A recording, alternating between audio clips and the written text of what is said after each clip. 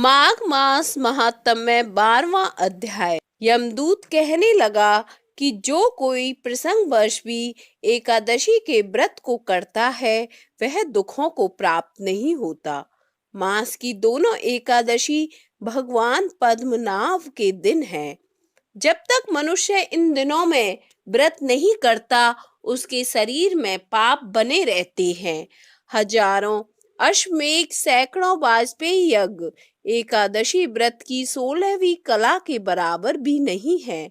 एकादशी के दिन व्रत करने से 11 इंद्रियों से किए सब पाप नष्ट हो जाते हैं।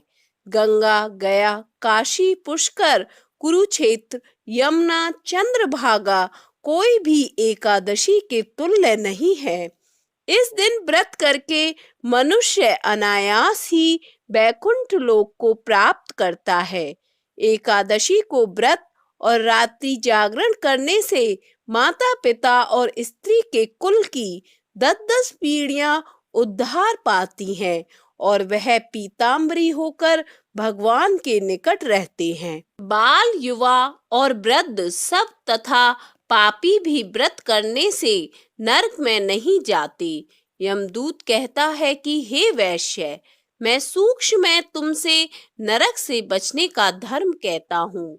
मन, कर्म और वचन से प्राणी मात्र का द्रोह न करना, इंद्रियों को वश में रखना, दान देना, भगवान की सेवा करना, नियम पूर्वक वर्ण आश्रम धर्म का पालन करना, इन कर्मों के करने से मनुष्य नरक से बचा रहता है। स्वर्ग प्राप्त करने की इच्छा से मनुष्य गरीब भी हो जाता तो भी जूता, छतरी, अन्न, धन, जल कुछ न कुछ दान देता रहे। दान देने वाला मनुष्य कभी यम की यातना को नहीं भोगता तथा दीर्घायु और धनी होता है। बहुत कहने से ही क्या, अधर्म से ही मनुष्य बुरी गति को प्राप्त होता है। मनुष्य सदैव धर्म के कार्यों से ही स्वर्ग प्राप्त कर सकता है।